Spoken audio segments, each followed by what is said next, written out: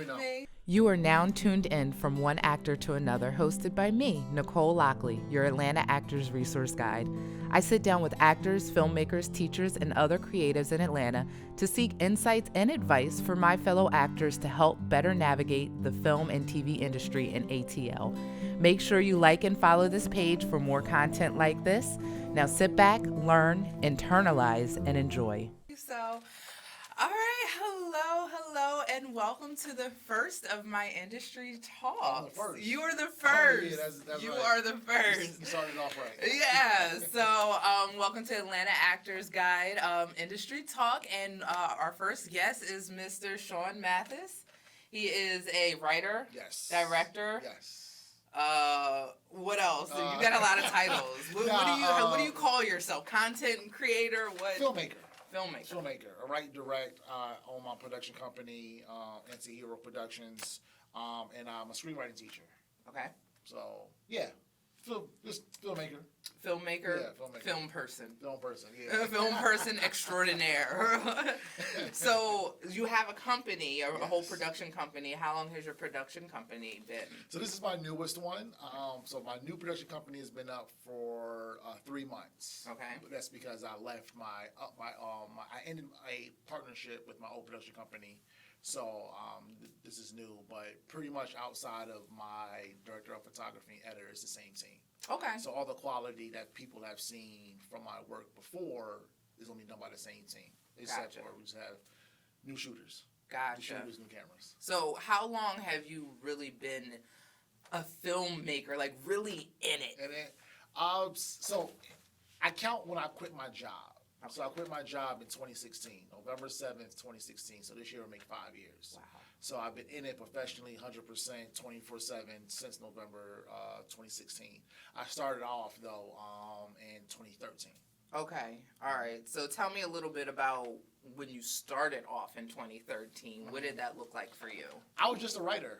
Okay. I was just a writer. I had moved to Atlanta in 2010. I wanted to write. So in 2013, I interned with Sharon Tomlinson, rest in peace, Sharon, at Studio 11 Films. Okay. So that's where I kind of honed my writing, craft, and got the confidence. Oh yeah, I'm really good at this shit. You know what I'm saying? And then from there, I started doing my first web series. And it just evolved after that, honestly. So in 2016 is when you quit your job, right? Yeah. So tell me about that. That's scary. A lot of people that are creatives, we want to quit our jobs and just focus on this. But, we got bills and stuff. Yeah, but so how is that? For me, okay, so you just have to have a plan. You can't just quit, right? So in 2016, I'm a full-time father. Right, I had a job, I'm building this company or whatever, and I knew I wanted to quit. So it was okay, I had to sit down and say, I need X amount of I need X amount of money to be able to run the company and shoot my own films. I need X amount of money for home so I can make sure my daughter's life isn't disrupted because she didn't ask me to quit my job to pursue my dream, right? So I need X amount of money, right? Okay. So once I figured out what that money was, I saved it. And then when I had it, I left. Okay. So it's literally that simple. You have to plan, and I see a lot of people that get frustrated, they up and quit, right? But no, you don't do that. In business, you just don't do things because you want to or because you're emotional or you had a bad day this day. You have to strategically plan it out, know what you need, and then once you have it, then go. How long were you saving before? 3 years. Really? Yeah. So in 2013, when you started writing, you were like, this is what I want to do. Well, I moved to Atlanta to do that. When did you move to Atlanta? 2010. Okay. 2010, I moved to Atlanta, and I kind of got into it, but my daughter's mother and I were on the outs. We went through a 2-year custody battle. So once I had my daughter, once I got custody, then I was like, all right, that's done. I could refocus back on film. Gotcha. So that's kind of what happened. So yeah. I really want to talk and focus on this, like, leaving. I don't know. Were you in corporate America? Or what were you doing before? Yeah, I was corporate America. Sort of corporate. I was a small business relationship manager for Bank of America. Okay. I used to work for Bank of America. Oh, okay. I feel like every black person in Atlanta worked for Bank of America. Where was your office at? I was on Howell Mill. Okay. I started off in Sandy Springs. I worked at Peachtree Battle for a little bit, and I ended up at Howell Mill. Okay, and that was the last job that you had before you decided, like, well, not even before you decided it. That was just the last job. That you had. Okay. And during that time, I was like writing and I wasn't directing at the time yet. I was writing for a lot of other people too. Okay. So I had that I had my salary, then I was making money off of my creativeness, which helped me save as well. So all that money was going. It's like whatever I made creatively was selling. Whenever I bonused that, like Bank of America, that went to savings, and so I stopped everything. I'm a sneakerhead. I buy a pair of sneakers every month. I stopped buying sneakers. Wow. I stopped eating out. I cut cable. Right, I kept internet because I needed internet. Right, I did all these things to keep my expenses down so I could save more and save faster. Wow. You did for 3 years. 3 years. Did. That's dedication. Yeah. And a lot of people, I'm sure, can't do that. Have that level of dedication for 3 years because we want it now. Yeah. Everybody wants it now, and especially with this industry. I know me as an actress, when I'm like out and about and I see signs that the normal person wouldn't know that there's signs saying that's where set is. But I see signs when I'm just driving. I'm like, oh my God, there's a set nearby. Why am I not on it? Like, what movie is this and why am I not there right now? And I want to just quit my job and just go to whatever set that is. And walk on. Exactly. Of course, that wouldn't work out in my favor, but that's what I wish I could do. So 3 years of saving and cutting back, all because you had this end goal in mind. Exactly. What was your main motivation? Because 3 years, like I said, that's a long time to just be cutting expenses and not really eating out as much. After 6 months, you don't realize it after that. Like you really don't, because it becomes normal now. Okay. It's kind of like like when you diet or when you fast. That first 30 days is rough. After that, you do it, not even think about it. So my motivation was I came to Atlanta to do film and TV, and I do what I say that I'm going to do. That's the only reason why I'm here. I didn't come here for the women. I didn't come here for the nightlife. I came here for film and TV. So it was like, if I'm not doing that, why am I here? I could go anywhere else in the world to live and work. This is what I came here for. This is what I said I was going to do. So I had to do it. I had to get it done. That's my motivation. And two was like, I didn't want anyone else controlling my time. I didn't want anyone putting a cap on how much money I can make. I didn't want anybody putting limitations on when I could go on vacation, right? So it was that, doing what I do, I had that freedom to literally, I don't know if I can curse, I can do whatever the fuck I want, right? And being in corporate America, having a beard and having locks and having tattoos, there was always issues or sly remarks, or I wouldn't be able to get past a certain level because I wouldn't cut my hair, and it was like, nah, fuck that. Yeah. Like, I'm good. That's not where I want to be anyway. Right, it's not where I want to be anyway, so that was even more. I need to get the fuck out of here. Yeah. You know what I'm saying? Yeah. So like, cutting back, was not that hard.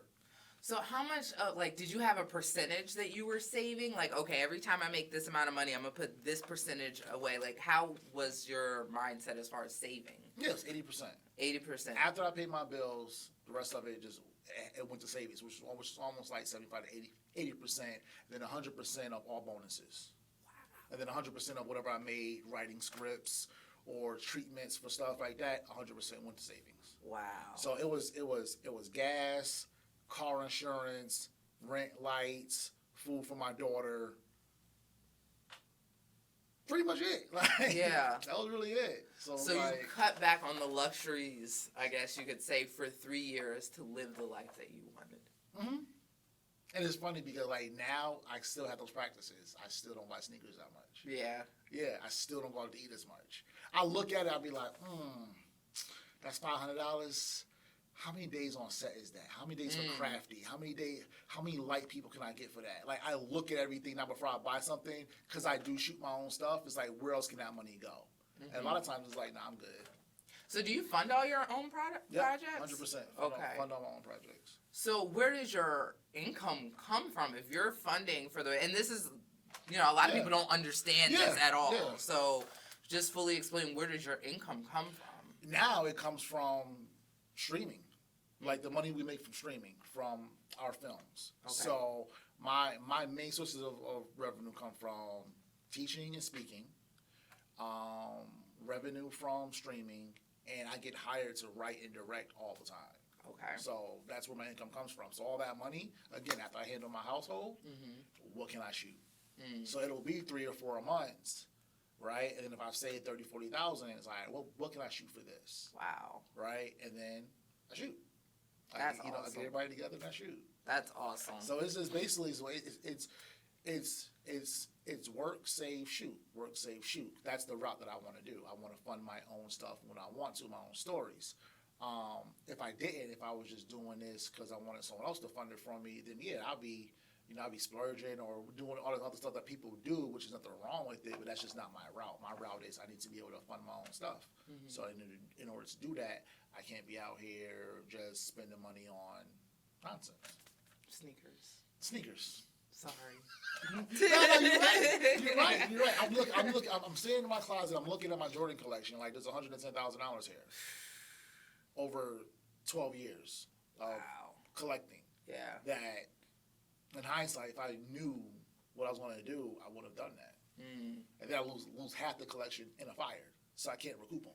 That's true. You know what I'm saying? So it's like you started I started putting stuff, how I spent money into perspective way differently. Right? It's like way differently. It took me forever to buy a new car.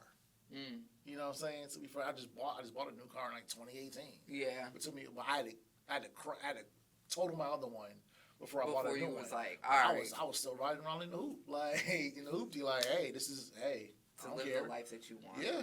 That's awesome. Yeah. So what is your advice for people that want to go out full time as far as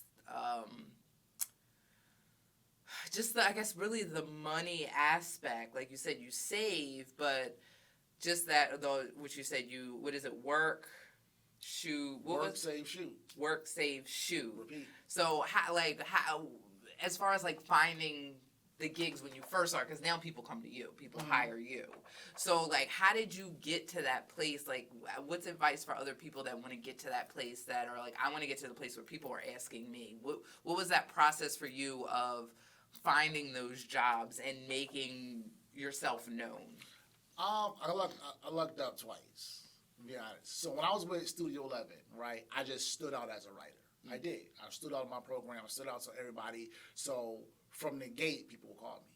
Can you write this? Can you write this? Can you write this? So I'm doing that, and I'm also you have to put out your own shit. People have to see what you can do, right? So I've never went after a gig. So at Studio 11, I met a bunch of folks in there. I stood out as a writer. I delivered. I did that, and I was doing my own stuff. The second way I lucked up was I ended up getting a call from Street Execs, who manages 2 Chainz, to write and produce their short film. And then after that, I didn't have to do any. I literally never had to go for a gig. How'd they find you? So I worked at the bank. Okay. Right. I handled all their money. So I handled the accounts for Street Execs, QC, bunch of folks from Love and Hip Hop. I handled all these accounts because where we were, there's a bunch of studios all around the bank, right? So I'm handling everybody's money, right? And what I would do is I would get their phone numbers, and I would say, hey, if you need anything after hours, let me get your number. Here's mine. You can call me. Knowing I couldn't do shit after hours, right? Yeah. So I had the computer, but that was my way of getting their contact information. So when I would shoot something, I'd send them the link.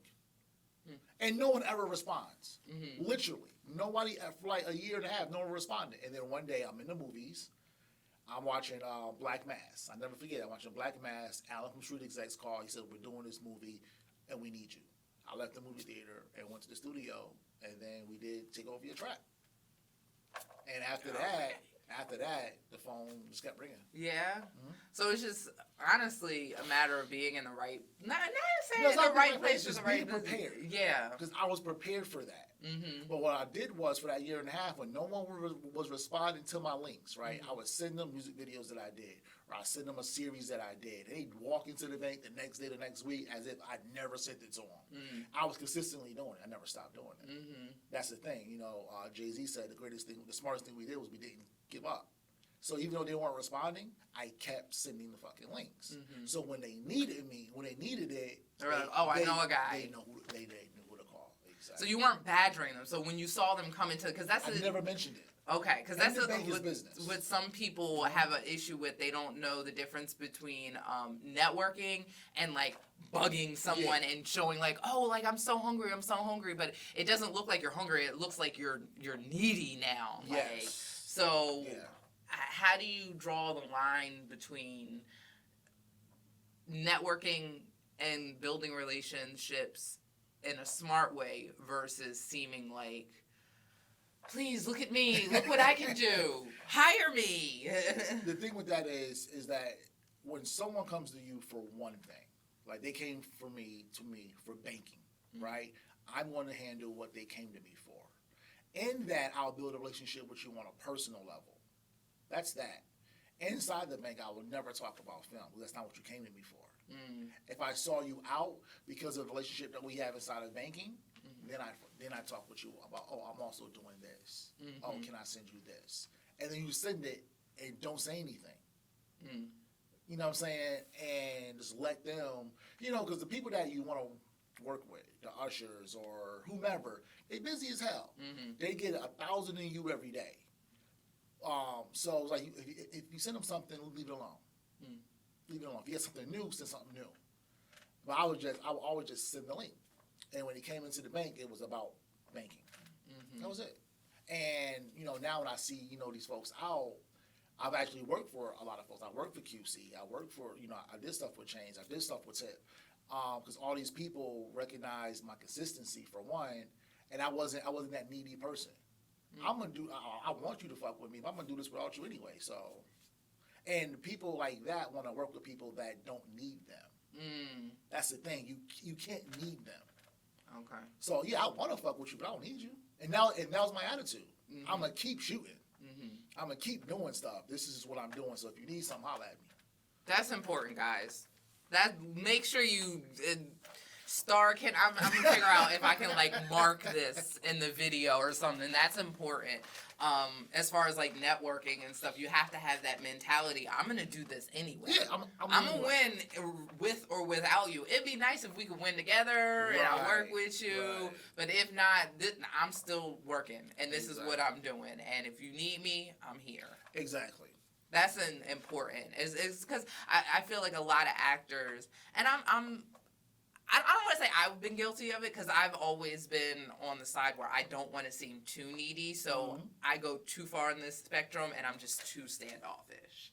And I don't put myself out there as much as I would like to, honestly. So I feel like a lot of actors, they do have, and even people that are looking to pitch and writers and things like that, mm-hmm. they don't know where the line is as far as hire me, I want to work with you versus what we just said. Mm-hmm. Let's build a relationship, an organic relationship where if you need me, I'm here. This is what I do. You know that.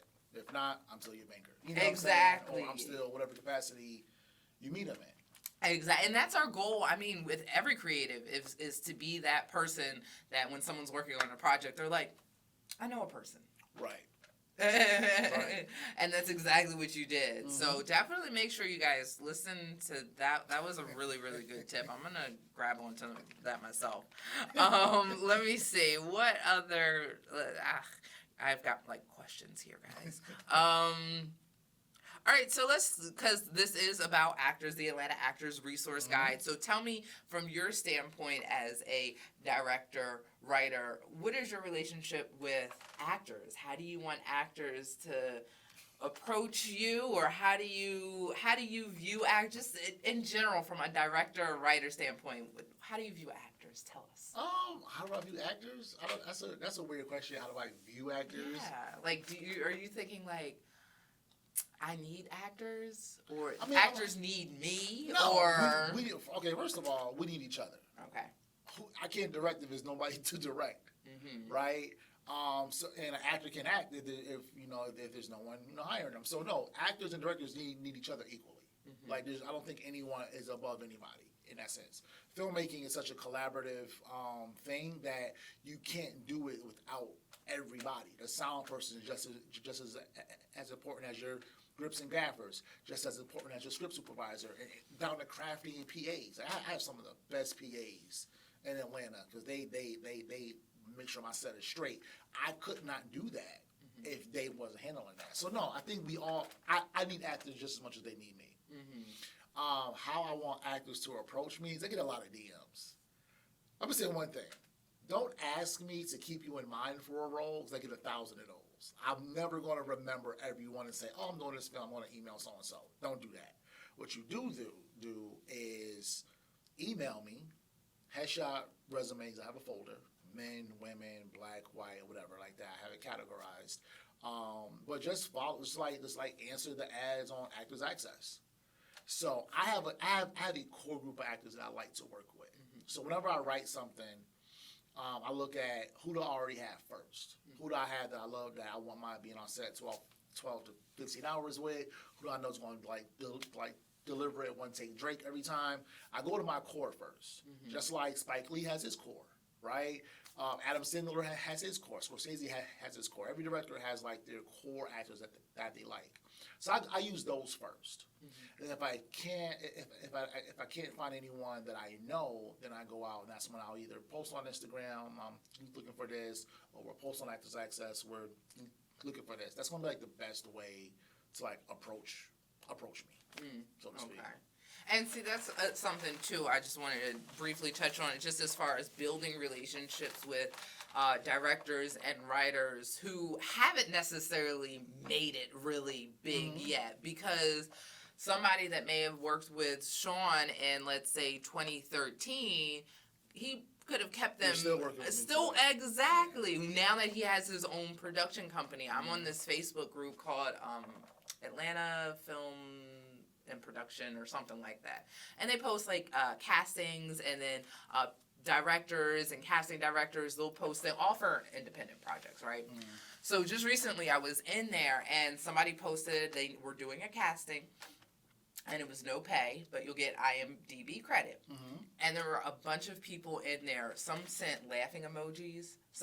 They were sending memes like, oh, we're not going to pay you, but we've got really good sandwiches, like making fun of the fact that they can't pay. And there's a lot of other castings in that group that it's non-union, non-paid work. But at the end of the day, these people are starting out probably the exact same place that the other actors are on, because you're all at the same group. Like, you're not looking for castings through your agent. You're on here looking for non-union projects, so you're going to find some non-paid projects. So you need to also understand that it's okay to work with someone who might not be paying you right now, because they could get to the level of Shaun and keep you in their back pocket because they're like, you know what, you've been with me. I agree and I disagree. Okay, come on, tell me. So there's an actress that was with me from day one. Okay. Pamela Ricardo. I was shooting. This is before I knew anything about directing or shooting. I was uber independent. This project never saw the light of day because it was so bad. But Pamela Ricardo came through for me the first time I was doing the series. I could not pay a lot. Okay. It was $20. Okay. Right? And she came through and killed it as if I was paying her $20,000. Right? And I've since, Pam and I have hired each other. Like, she's like put me up for stuff. I've casted her and stuff like that. But what I did from day one, I always pay people. Okay. I always pay my actors. always. If it was $20 or $500, I always pay people. Because you have a talent, right? You should be paid for that talent. It's up to you to accept that amount, but I never do free work. I never ask for free work. Okay. Not even. I even pay extras. Yeah. Everyone, because it's like I don't work for free. I've never worked for free, right? Actually, no, I take that back. I have volunteered on friend sets or whatever like that, but if this is my career, I'm taking it seriously. I need you to take it seriously too, and you got to pay me for my time. You got to pay me for my talent.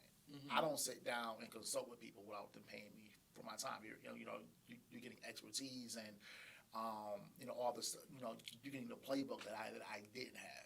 So when it comes to like actors and crew, I don't shoot unless I can pay people. I've always been that way. Yeah. And see, but one, that's a really good mentality to have, and I wish like every single director, creative, filmmaker had that mentality, because there are a lot of non-union, non-paid jobs. From an actor's perspective, I get that 100%. Like, yes, I'm giving you my services, my talent, so I should be paid for my talent.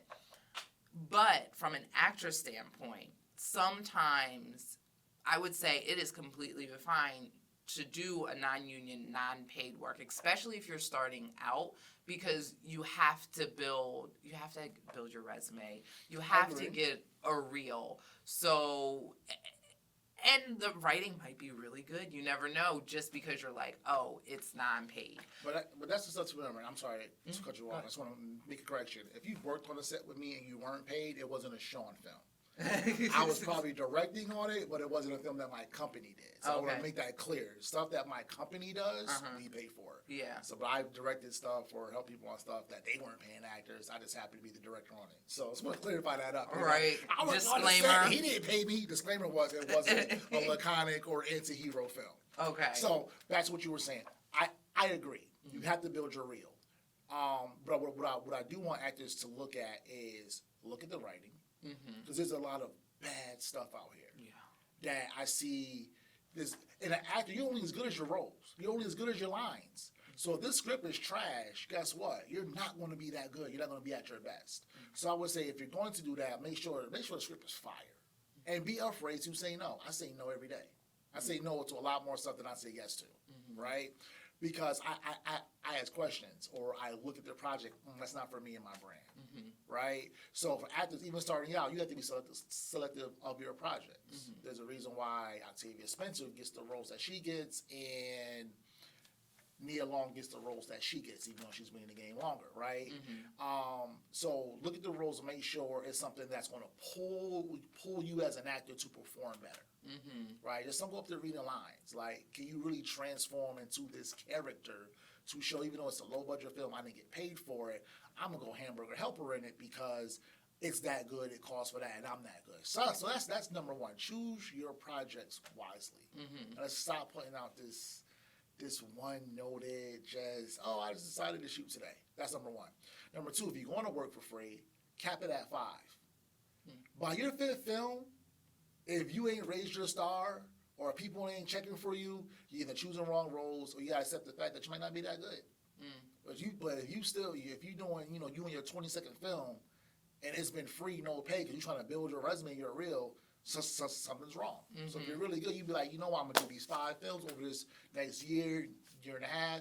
On top of that, I'm a network. I'm gonna put myself out there. I'm gonna do these things.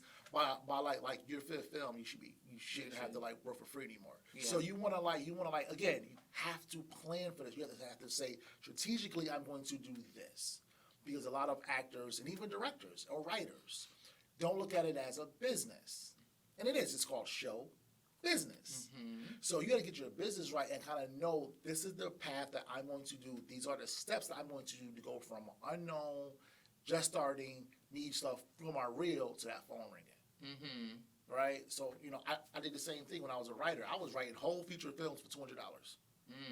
Whole 100-page, 120 films for $200. I only did 5 of them. And then my rate kept going up. And every time I put out a film, my rate went up. Every time I won an award, my rate went up. I strategically moved myself up financially Now I charge $5,000 for a script. But I have, you know what I'm saying, I work towards that. I can say, well, I've done all this. This is why I justified my price. You called me, so you know what I can do. So actors should be doing that same thing, making themselves being the man, saying no to certain things, turning down some projects because it might not be enough. You got to know as an actor what your brand is, what roles you want, how you want to be perceived in this industry. You know what I'm saying? And I wanted to touch on that too, because I agree with you as far as being strategic. My thing really is being intentional. I use the word intentional. Yes. So when you are going out for roles, non-union roles, if it is non-paid, be intentional about it. You're building your resume, but you want to go out for roles that are going to be reflective of the type of bigger roles that you want to get. So for instance, I stopped doing non-paid work. Maybe 2 years ago. I was just like, I'm like, we just went over that, you know, where my mindset was, and I was just like, I need to be paid for my talent. But recently, just actually last week, I did a non-union, non-paid role. The reason why I did that, even though, yes, I just got off set with Samuel L. Jackson. Yes, I just did a Netflix series. Yes, I've got an amazing agent, and I am auditioning out the wazoo for some awesome roles. Shout out to you. I'm trying, man. But, so, yes, all that is going on. But at the end of the day, I want to do some comedic stuff. And I haven't been cast in comedic stuff. And I saw an opportunity, and it was a comedic role. And it's non-union, non-paid, but I don't have anything comedic in my reel. I don't have anything comedic on my Actors Access. There's nothing that says that I can handle comedy. Right. So I was like, you know what? I'm going to be intentional about me going out for a non-union, non-paid role, and this is something that is going to help push me in the direction of that I wanted. And I almost lost sight of that, actually, because I had an opportunity to do stand-in work. And it was going to be multiple days. It was paid for, I don't know, something. It is a bigger project. And I'm using bigger in quotation marks just because I don't want to downplay the independent market versus... Copy that, yeah. Just for the common, how people talk, bigger. Right. So it was a bigger production. And I actually emailed my agent. I was like, hey, I have an opportunity. It's for a comedic role. It's non-union, non-paid. We're filming on Thursday. It's only one day. However, I also have an opportunity for stand-in work. It's 5 days. It's paid. And I'm going to be on set for this show that I've been auditioning for multiple times. He emails me back and he says, stand-in work is not going to help your resume. Unless you definitely need the money, go for what's going to help with your resume and that you're going to get good footage. So every once in a while, we need that reminder because I, for a moment, was just like, I saw the money and was just like, and get paid and it's 5 days versus passing it up for 1 day on set of a not. And my agent was just like, no. So you have to be intentional and strategic about the type of work that you do. Yeah. So, and that's like the only time I will work. Like I have to be able to like further myself. Like I did a film. A friend of mine was like, "Hey, we're doing this film. I need a producer on it. The budget's small. I can't pay you, but we have but it's going to Aspire. We've already sold the film.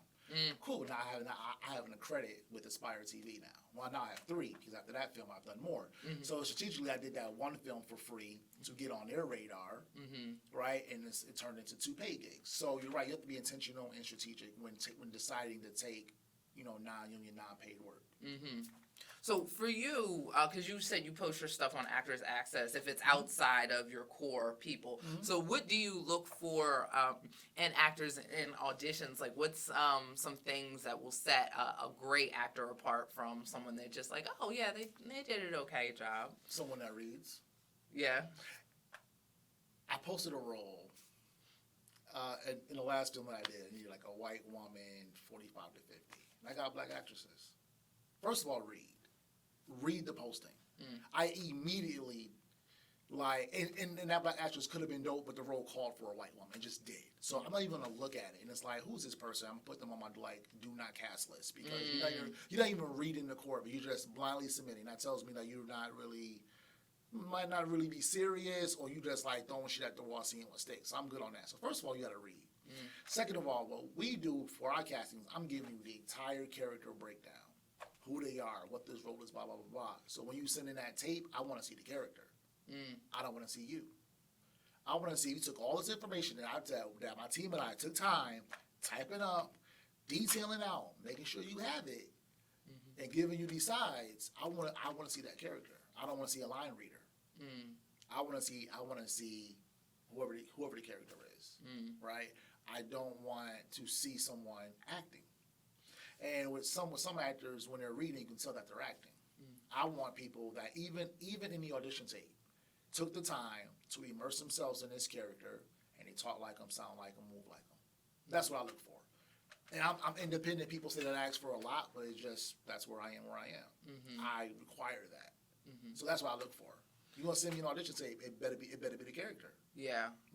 So I guess 3 takeaways from that. 1, follow directions. Follow directions, yes. Follow directions. Well, no, there's a lot of takeaways. Follow direction, guys. So if you're saying, this, as far as like the framing, even, if they tell you to frame a right way, if they tell you, read the breakdown, follow the directions, and then the second part of that is to read, and don't just go out there and apply for everything. Yes. One of the biggest mistakes that beginner actors can make is, I'll take any role that will have me. Yeah, nah, you don't want to do that. That is and I was actually in Clubhouse, and I just this morning, and they were asking, what type of roles do you want to go out for? And they're like, I feel like I can act anything. I was that person at once. I feel like every actor has probably been like, I'm going to act. I can act anything. No. Again, be intentional. You have to know what your character type is, what you are capable of doing. If you get like a role that's as fire as, I don't know, Olivia Pope, and your acting skills ain't on Olivia Pope, then don't go out for Olivia Pope, especially if it say is a black woman and you show up looking like, what was her name? Bellamy. What's her, her last name is Bellamy. The wife from Scandal. The white woman from Scandal. Her last name is Millie. All right. If you look like Millie and you read it for Olivia, you didn't read. So I know some casting directors are like, oh, I'll be a little lenient if they don't 100% fit the description. Where are you at as far as what type of description? Do you say, oh, I need them to be between this height and this height? And no. How do you do height? I don't care. Race, I don't care as long as I don't put it in the description, right? So if I put white, I need this person to be white, but other ones might not have a race, so I don't care. So, but on looks, I'm lenient. I lean towards a certain look, right? I tend to cast darker skinned women in leads, right? That's why I'm looking for first. I love that. I'm not a dark skinned woman. I'm just like, oh yes, cast this darker skinned women. I cast brown to darker skinned women first. Like that's what I look for. However, if this girl that looks like Zendaya kills this shit, then she's getting a role. So I have a preference, but I have to do who's gonna be the best actor for the role. So I'm lenient on that. Okay. Yeah, but I'm leaning on that. But if I say muscular, I need you to be muscular. You know what I'm saying? If I say locks or natural hair, I that's what I need. So unless I put it in there, I'm lenient. So I could just say I need a beautiful woman to play a seductress. That's it. That's what I'm looking for. So that could be black or white, whatever. How do you feel about when you're getting like headshots? So let's say you put out there that you need black woman, 20s, natural, right? You get a headshot, she's natural. You get her audition tape, she got a lace front on. Are you one of those people who are like, no, she don't look right? What I've learned is you women change up your hair every day. So I gotta say, so what I would do if she killed the audition, I want to email and say, hey, like your audition, the role calls for natural hair. Will you have natural hair or blah, blah, blah, blah? Like, it's a requirement. I'm going to ask that before I just write somebody off. Because I know how y'all do. Like, you can have short hair today, you have a lace front tomorrow, you got faux locks, next week. I get that. But for this role, this is what I need you to be. I need you to be what I saw. Okay. And I would say I need your hair to be what's in his character description. Mm-hmm. Can you do that? Mm-hmm. If it's a yes, then we'll go for it. If it's a no, then okay, cool. Now, because this is a big thing with Black women, especially, because I've heard this in a lot of different forms. Just dealing with our hair, because we do change our hair all the freaking time. Mm-hmm. So, like, let's say you put out something and you get a headshot, and same description, 20s, Black female, natural hair. You get a headshot and she doesn't have natural hair. Would you still say, okay, I see you have a good resume, I've seen your demo, let me go ahead and still give you an audition, and then email her afterwards and be like, hey, it does call for natural. Do you have natural hair? Even if in her headshot she does it. Or would you suggest that for actors to have a plethora, well, female actors, Black women, to be like, okay, here's my natural hair headshot for these types of roles. Here's my lace front. Here's my business short bob for headshots, just so you have that range when they're submitting.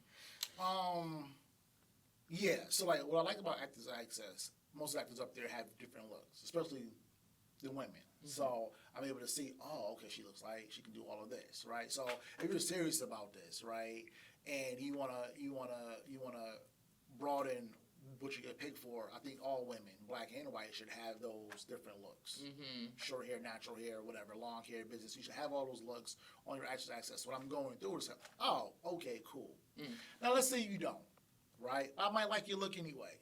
I'm always going to extend the audition, right? I'm always going to extend it because people might wow you. So if the role calls for someone with natural hair, and you kill this, you don't have natural hair, you just put your braids in, right? I'm shooting in a month. You're like, these guys stay in for 2 months because of, whatever, and you're not willing to take them out. If you killed that audition, I will find a way to work with you. Because you killed the audition, you're the best person for this role. So either I'm going to change the character, or I'm going to call in hair and makeup. Oh, I'm like, what is that? The light went out. What happened? I guess we're not moving enough. Okay. Yeah, and that's important too. I mean, you got to be open and flexible. I know. When I got the role, the recent thing with Samuel L. Jackson, I had just put on faux locks. And I was headed to Vegas, and I wasn't about to take off these faux locks because I just put them in for Vegas. But I had to be in filming as soon as I came back. But you know what? As soon as I got back from Vegas, they was getting taken out. If you are serious about this, you're not about to let women. You are not about to let your hair stop you. Guys too. Yeah. We had we casted a guy. We did this film Traffickers, written by Alicia Dominique, Black female, fire. We saw this guy playing like he auditioned for an older role. He looked older. He had a low cut, everything like that. He showed up to set looking 20 years younger. Because Black don't crack. And he had all this facial hair, and he had like this weird haircut, and we were like. We had table reads. We saw this guy. It was like he showed up a completely different person, right? So we were like, we went downstairs. It was like, bro, we need you to shave off your goatee. He was like, all right. We got makeup to like cover the haircut on the sides, grade them up, age them up, and it worked. But the thing was, when he pulled up them clippers, it was like, all right. And just we knew what it was. It's like, all right, bet I can work with that. I can work with that. So like we have to be flexible. Actors have to be flexible too. If you really want the role, then you gotta do what you gotta do. Exactly. Just hair. It'll go back. Yeah.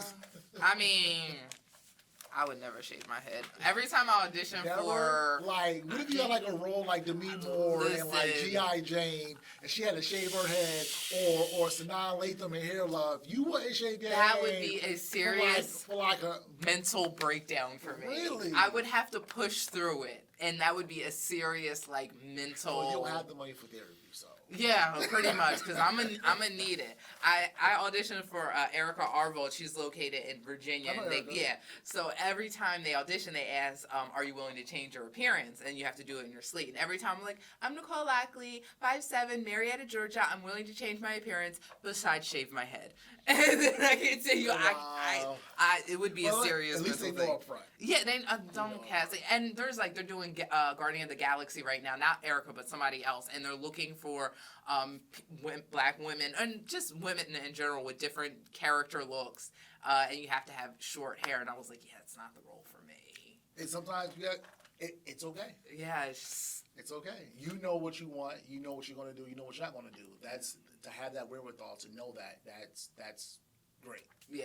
Yeah, absolutely. Yeah, and intentional. Like it's all right. I don't have to be an alien. I'll be all right. All right. So I don't want to I don't want this to be too long, or maybe we'll cut this up in two. We can make this a two-part thing. Yeah, let's make it a two-part thing.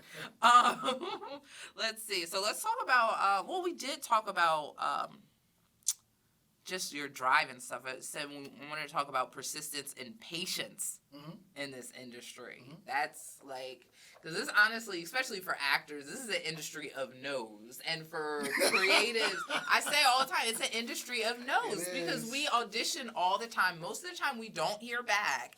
I can't even count how many auditions that I've had in the last year, and I've heard back from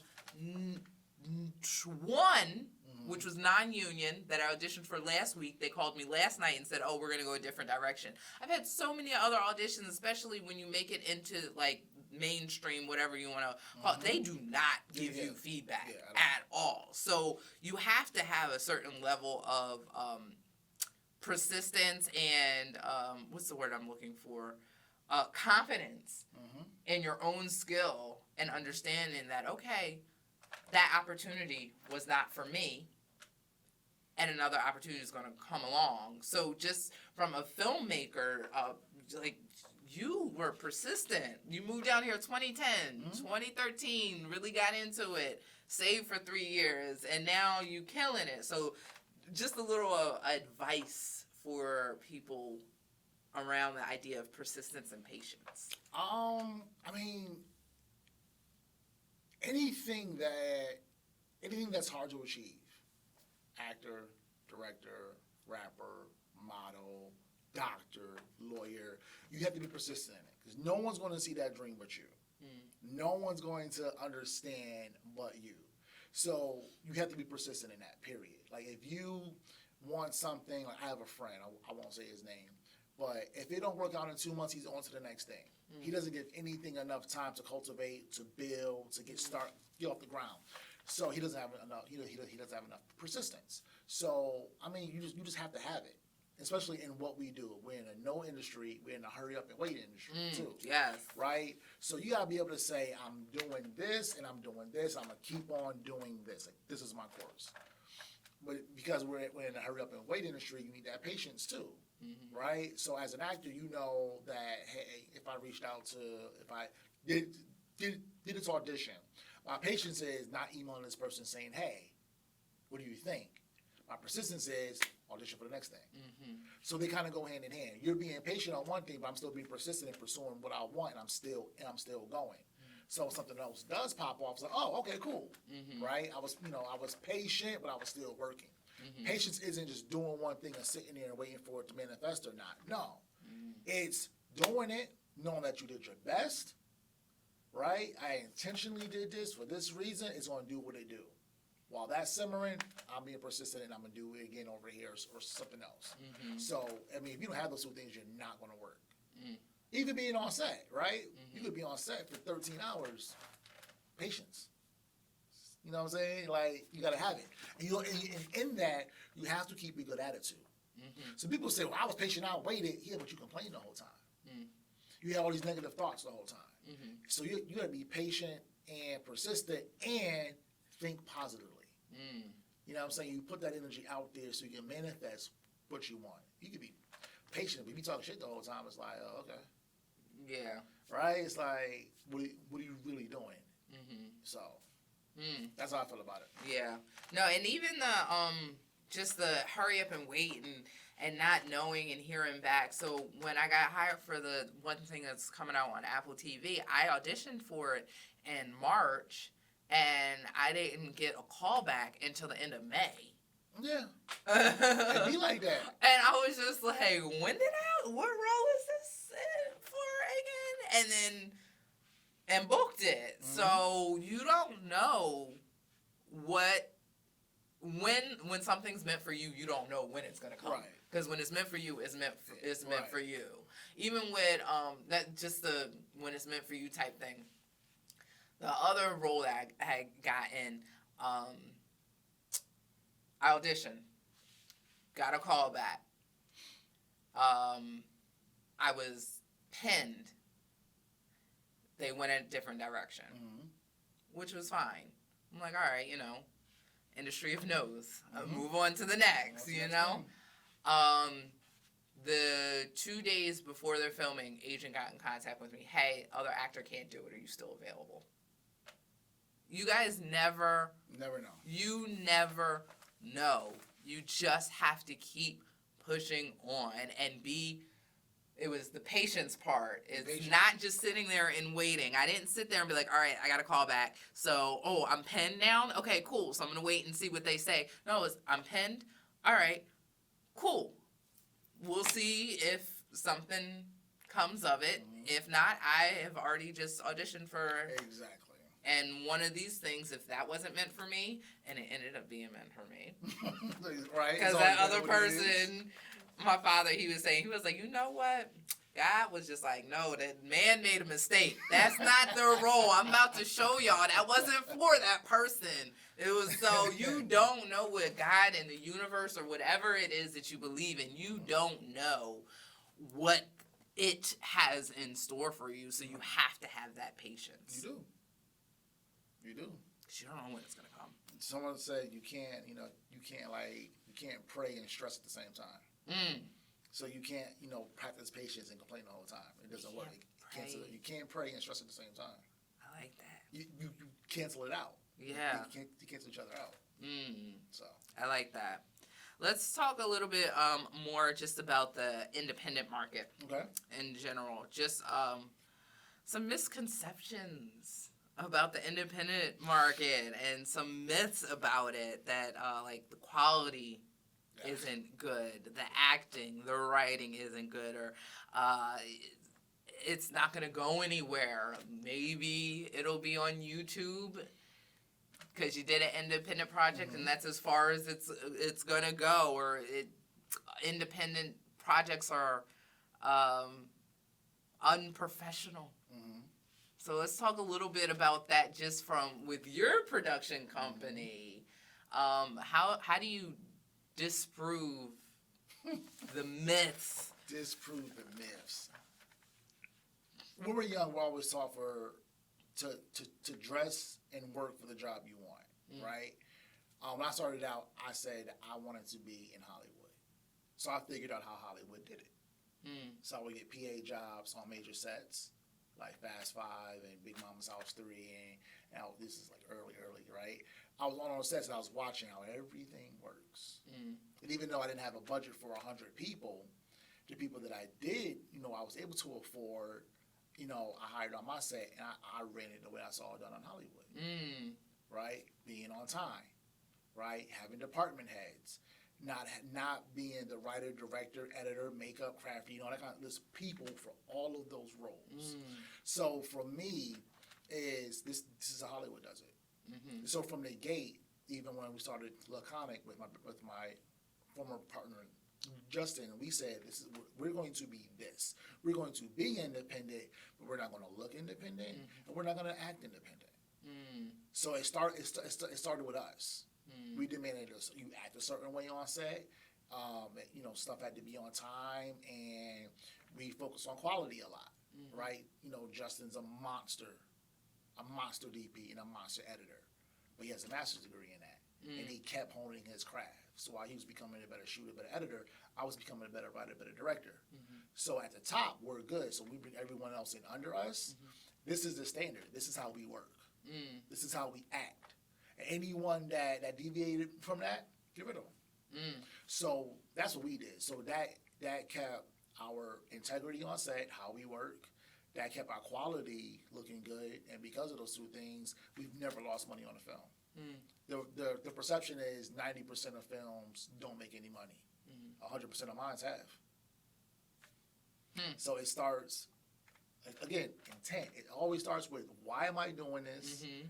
This is the way I'm going to do it, and you have to, like, don't deviate from it, right? I'm an asshole. People call me an asshole all the time. That's fine. This is how I run it. They call Steve Jobs an asshole, too. Now, I'm not going to compare myself to Steve Jobs, but what I'm saying is that when you have a vision and you know how you want it to run, then you can say whatever you want. You never call me unprofessional. You can never say that we never delivered. You can't ever say anything I've ever put out is trash. Quality-wise, written-wise, acting-wise, you can't say that. So. Yeah, I always say, if you're going to do something, do it right. You have to. We get one shot in this industry. We get one freaking shot. It's like really like, and in our industry is, what have you done lately? So your one shot is really like your eighth shot because people are seeing you for the first time. I might not have saw your first 4 films. I might see your 5th film like, or like, damn, she fire. You know what I'm saying? So you got to come hard every single time. So if you're going to do it 100%. I hate the people that will send me something and give me a disclaimer first. Oh, it was just my first film. I didn't have no budget. I just wanted to do it to get it out there. I already know what I'm going to get. And it's like no one gives a shit that it's your first film.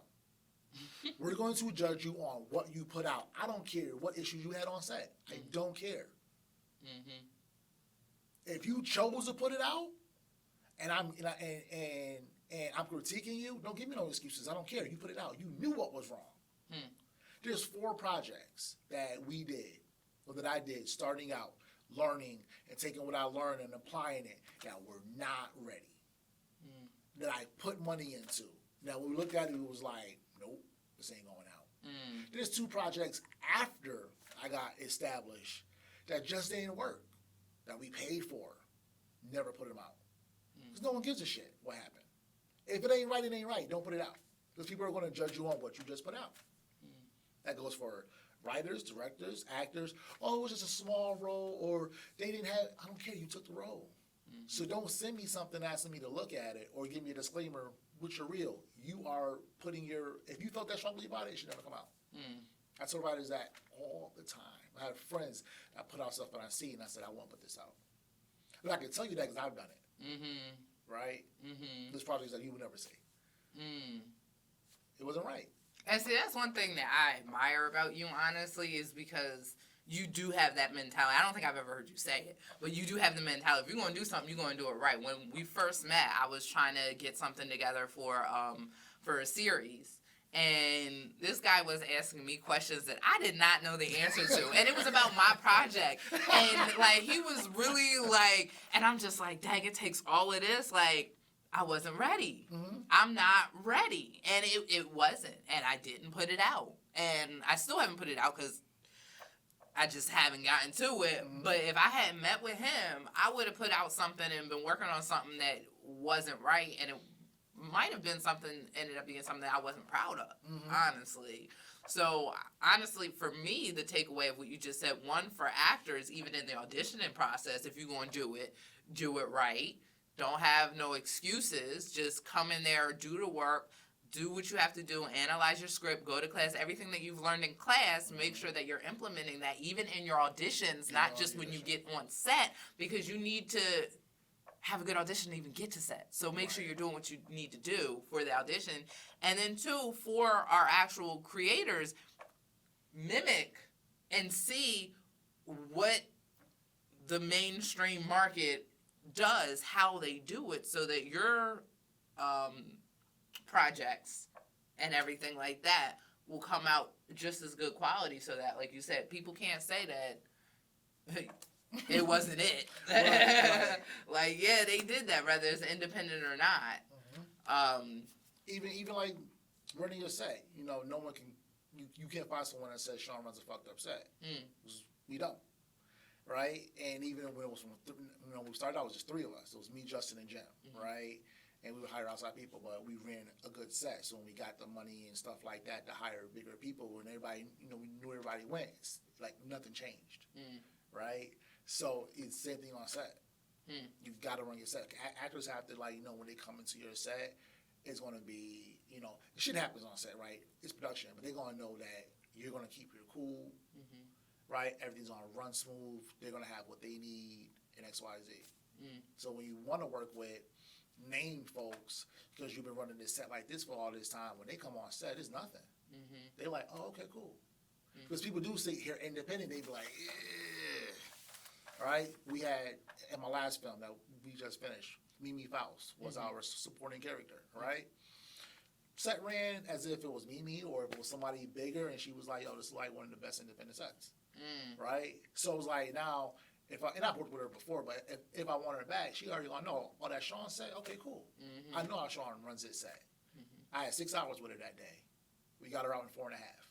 You know what I'm saying? So that too. So all those things. That's better than like Yeah, these big production companies. You know, but because I plan. If someone gets, I'm a stickler on time, right? So I hate it if I'm late, and I hate it if someone else is late. But if you say, hey, I have a hard out at this time, that's what time you get the hell out of here. Whether I got what I got or not. Right, it's a hard out. You told me ahead of time. I know it. The schedule. That's how it has to be. So all of how you run your set says a lot about you too. So now, if I want to get anybody, like I can. You know what I'm saying? Because they know that I run a good set. Wow, I feel like especially filmmakers, y'all need to take this man's advice for real. Advice to actors on creating their own content, because not everybody can create and have a full production team. Like you said, it's just started out with the 3 of y'all. Yeah, so with some actors, we might just have, I'm able to write. I'm going to write my script. I'm going to star in it. And then, because I had a production company, it was 3 of us. I wrote, I acted, I starred. My husband, he directed. His best friend, he did the camera work, and he did the editing. It was only 3 of us. So just advice for actors and how to go about creating your own content and the importance of it. Okay, so the importance of actors creating your own content is if you're not getting the roles you want, you got to go out there and write it, act it, put it in your reel so people see that you do it. But if you're not getting the book, you should be doing something. Right? So that's where the importance of creating your own content is, because if I'm not booked on a show, but I'm releasing a short film that I did, and I'm hitting them every month, every 2 weeks, or however, it's showing that you're actually working, because people want to work with people that are working. So the more that they see you working, oh, she, and they don't got to know that you did it or whatever, but they see that you're in stuff, that you're doing stuff. People will like reach out to you, like, this person popping, let's see what Nicole is in for. You know what I'm saying?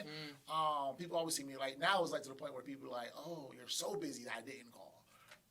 It's a good thing to have. But for actors, if you are not getting booked yet, or if you are not getting the roles that you have on, show the world why you should be casted for these roles and do your own shit. Now, if you're going to write your own stuff and you are not a writer, seek the counsel of a writer. Right? Call up your writer friends or someone that you know and say, hey, read this. Does it make sense? Here's what I'm trying to do. Does it seem on a hit? And you know what I'm saying? Because you just don't want to just shoot. Oh, it was just a scene. I hate that word. I just did a scene. Well, no. What you do it for? Or to show that I can do this. That it's not just a scene. Right? But that scene got to be hard. Because again, if the words aren't right, if that passion, if that character doesn't leap off the page, then you can't as an actor. Then you're just line reading. Right? So if you want to create your own stuff, reach out to writers and say, hey, this is what I'm trying to do. This is what I'm going for. Take a read. Right? Now, and you actors know a bunch of directors because I work with a bunch of folks. Hey, look, director, I wrote this scene or this short to show that I can do this. I ain't got the bread to, pay whatever. I will do your next film if you shoot mine. Right? Barter system. That's a new one. No, I haven't heard it. I For me, I do it all the time. I've never heard that advice. That's good advice. I do it all the time. I have, like, my homie Travis Cure, right? I needed him for this short I was doing. I couldn't pay him what his rate was, but I was like, I'll write whatever you need me to write if you do it for me. Travis being so fucking cool, he's like, nah, Shaun, I got you. He came out and he did it. Right? Now I got a relationship with the homie. So he know if he needs something, he can call me up. I know if I need him in the rock, I can call him up. Right? So that's the cool thing about being independent, because we have that opportunity, or that what's the word? We have that option of bartering. You know what I'm saying? Like, hey, like, I know you might cost $1,000 a day. I got 7, but I'll do this for you. Or this is going, you know what I'm saying? So I don't think we do that enough. Right? We just ask people like, I need this done. I don't have the money. Can you do it for free? It's like, well, no. What can you offer me? Where this is mutually beneficial. That's where collaboration really is, when both parties benefit from doing it, right? So as an actor, when you want to create your own stuff, reach out. You have a community of people that you worked with, and if they fucking with you, they'll fuck with you, right? Because the director needs you to direct. You know what I'm saying? I got a good friend, AJ. I had never written a horror film before, right? And I said, would I charge for films? He was like, I'm writing this horror film. I need your help. I don't know where this thing's going to go. All right, well, I don't have anything in my portfolio. Are you going to shoot? Are you going to shoot it within the next 6 months? He was like, yeah, I'm going to shoot it in the next 6 months. We already have the money for it. All right, then fuck it. I'll write it with you so I can have a horror on my reel. Right? So we worked with each other, and he sold the film. So I got my position on the back end, but I did it because I didn't have anything horror in my portfolio. I don't think that way, right? So he came to me with it. Okay, whether he sells it or not, if it's dope, if he's shooting the dope that's out there, people know I can write horror, so I can do that space. So it worked. So I think we should barter with each other more. I don't have this or a lot of this, but I can give you some of that, and I can also provide this. So I think actors should do that more. Yeah. That's good advice. That's a new one, that barter one. I mean, I definitely understand the importance of like having a community of people that you can go to and be like, hey, let's work together, the collaboration part, but that bartering, I'm going to have to use that one. It might not always work depending on who it is, but at least there's that option. Yeah. So tell me about, we're going to wrap this up soon, so tell me about the writer's room, because you're saying, if you need some help writing your own content, reach out to a writer, or you can, just hone your writing yourself. So let's talk about the writer's room, talk about it, let the people know how to get involved. Just tell me all about the writer's room. Yeah, the writer's room is my joint. I look forward to Thursdays. I will not shoot on a Thursday night, just so I can make sure I hold my room. So the writer's room basically is, it's a room where I teach people how to write. So there's people in there from all levels, beginners, middle, people that have sold some stuff. I have writers from my room are now staffed on major shows. I saw that one of your people just recently. What did they get? We can't say the network yet. Okay. But it's season 2 for a show on a major. Okay, I know I saw something recently. When she announced what show she's on, then I'll announce it. But she did say that we can say that she's been staffed. My boy Duran just got staffed on Apple, right? So we have people from the room that learn here and go off and get staffed. And they did other things to get there. I'm not saying, hey, take my class and you'll get staffed. I'm make you ready. So you have to go out there and hustle and strategically make your moves to get staffed, but I'm gonna make you ready. So yes, every Thursday night from 7 to 10. Sometimes last week we went till midnight. It goes down like that. Every class is recorded, so if you miss a week, I can always send you the recording, and it's $15 a month.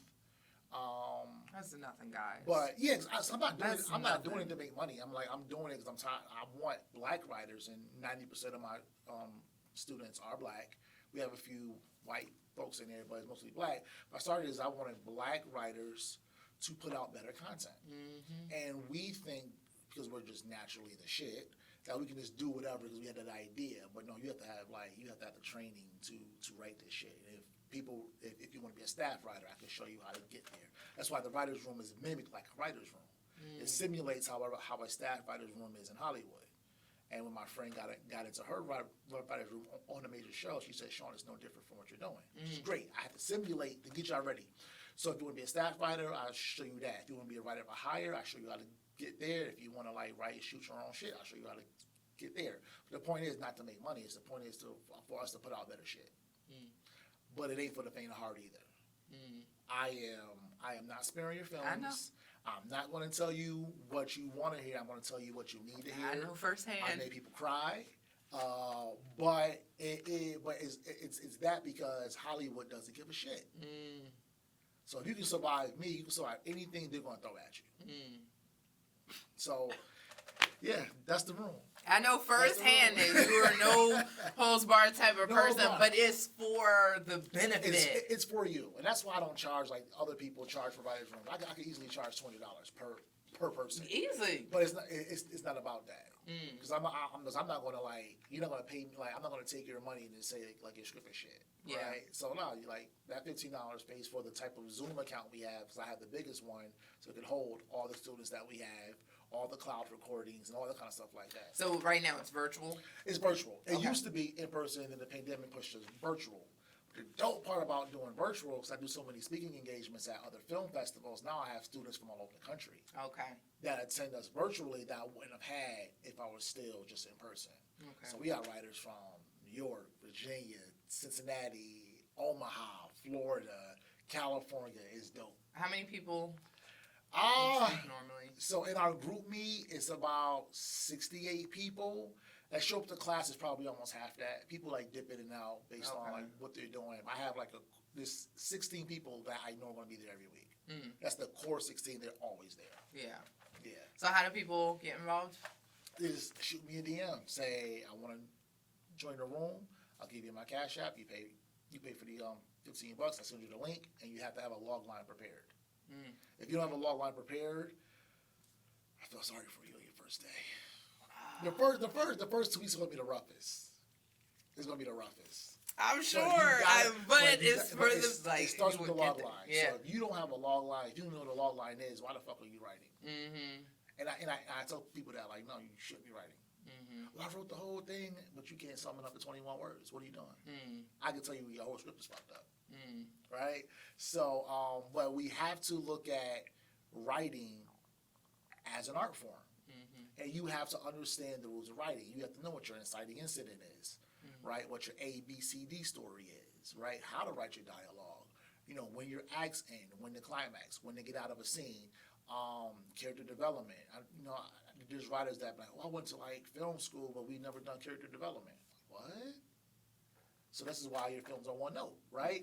So we go through all of that. Like I teach you from like bare bones all the way up, like how to get your stuff done. And I always tell people, if you give me 12 weeks of work, you'll have a script finished. Rough draft, but because everything that I teach you from start to finish, you're going to go back and I want you to apply it to your film. And then like there's homework. And I don't let writers move on until they've mastered this part of it. So if your log line ain't ready, you can't write your one pager. After your one pager, all right, let's do the outline. After your outline, okay, let's develop your characters. After your characters, now let's beat this bitch out. After that, now you write. And then when the writing is right, I want you to write the opening image first. Then I want you to write the first 5 pages, then the first act, then finish your script. So everything's in steps. And so people do not, like, people that are just like, oh, I'm going to write a script. They do not write like that. Yeah. I didn't write like that when I first met you. I feel like, what did I have? I don't think I even had the log line. It's the first thing I had. Yeah, it's the first thing. I don't think I had the log line. I had this film. What's the log line? That's the first thing I asked. If you can't tell me the log line, I don't want to hear it. I don't think I had I had the script. Like, I did it backwards. I had the script. I had, like, the characters developed, but I didn't have the very first thing. And you looked at me and was just like, all right, so we're going to figure this out right now. Right. Because you right cannot now. move forward until you have this. Yeah. And you were asking some serious questions, even when we were talking about, like, the character development. I thought I had the character development together, and you were just like, so... Don't do me like... And I was sitting there like, well, yeah, I mean, that's what it is. You're like, no. But it's fun, like, to see writers hear it and then go back and fix it, and they have that light bulb moment. Like, oh, I see what you were saying now. Or they're able to like watch the show and identify something. Like, oh, I know what that is. That's dope for me. Like, my thing is, I'm good like where I am. Like, when I started out, I wanted to be in Hollywood. Now I really don't need to. Yeah. Right? I do what I want. I make a shit ton of money off my projects. I'm good, right? My goal is I want to get you where you want to be. And when I see that aha moment, it's like, all right, I'm doing this for a reason. They got it. That is where like I really love teaching. Man, you made me want to go back to that one script that I had. I'm so sick because I'm like, I want to go back and write it because after we sat down and we talked about it, like the show started going in a different direction than what I had already had pictured in my mind, but it was like in a better direction. And it was like, I don't know, it was just fleshed out so much better. So definitely, for writers, actors, if you want to create your own content, make sure you get into the writer's room so he can help you, even if it's just a scene. If it's just a scene, you still do it right. We're gonna flesh that whole scene out. We're gonna flesh that whole scene out. Miranda, who is one of my writers, like now I call her like a TA, because she knows, she's been with me from day one. She knows just as much as I do. She goes in, but she has her own company. You know, Miranda writes, where she does script coverage, right? So if you don't want to use me, use her, right? Miranda's sick with it. But we have, like, our writers have a whole community that they reach out to each other throughout the week, and oh yeah, you know, John gave me notes, and Miranda gave me notes, and da da da da, and they actually, you know, they now help each other too. So it's like I have a dope community in my writers' room and in my nonprofit. Like we have a dope community. You guys get involved. I'm about to get involved. Let's get it. I'm about to. Yeah, there's room for everybody. There's enough space out here for everybody to win. Yes. And, you know, our motto is everybody eats. Make sure everybody eats. It's enough out here. Y'all trying to eat. I'm trying to eat. Trying to eat, let's go. So I'm going to include your contact information, your Instagram, and whatever other way to get in contact. That's going to be in the description, guys. If you want to get involved in the writer's room, actors, actresses, do not just reach out to him. Keep me in mind. Like he said. Don't do that. Don't do that. Go back to in the beginning when we were talking, and if you are interested, he explains what he likes. Anything else? What's the latest project? How could we view it? I'm going to put that in the description too, but talk to us. The latest project is out right now. It's Colorblind. It's our short film that we did, starring Brian Terry Snell, Tanisha Smalls, Tougher Fred. That's on our YouTube channel. We just finished my first feature under my new company, Anti-Hero Productions, called 18, starring Jasmine Sargent, Rashawn Simmons, Mimi Faust, Karan Raleigh Jr. That's going to be out later, like around December time. That's going to be up on the YouTube probably, or where are you putting that out? You going to try to get that on Amazon? It's on YouTube. It's already sold. Oh, it is? It's already done. Hey, there we go.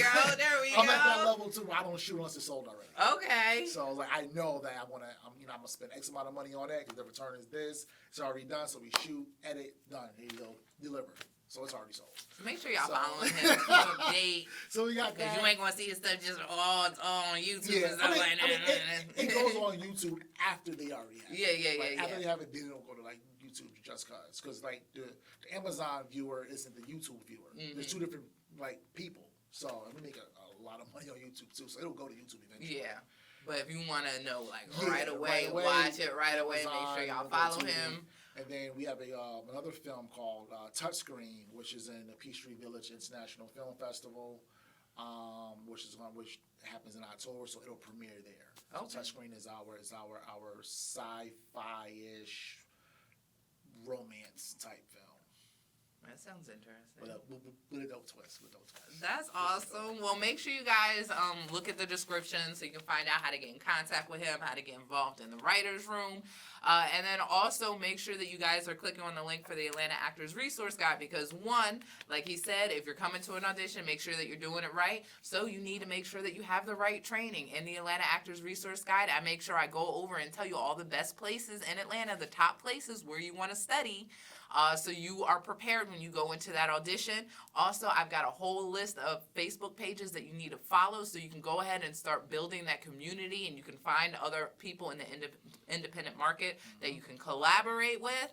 And then, what else? There's just a bunch of stuff in the guide that's going to help you to get to a level where you can work with somebody like this guy and be on the level and eat like he eating. Wow. Thank you so much, Shaun. I appreciate your time. Of course. Thank you. Anytime you need something, just holler at me. Awesome. Make sure you guys tune in for our next episode. Let's see who we're going to have next. Thanks, Shaun. Thank you. Thanks for joining me in this inaugural episode of From One Actor to Another. If you enjoyed this interview, be sure to subscribe to keep up to date for more interviews like this. Also, don't forget to like and share to help other new and working actors. Again, this is Nicole Lockley, the ATL Actors Resource Guide. Keep grinding, you got this.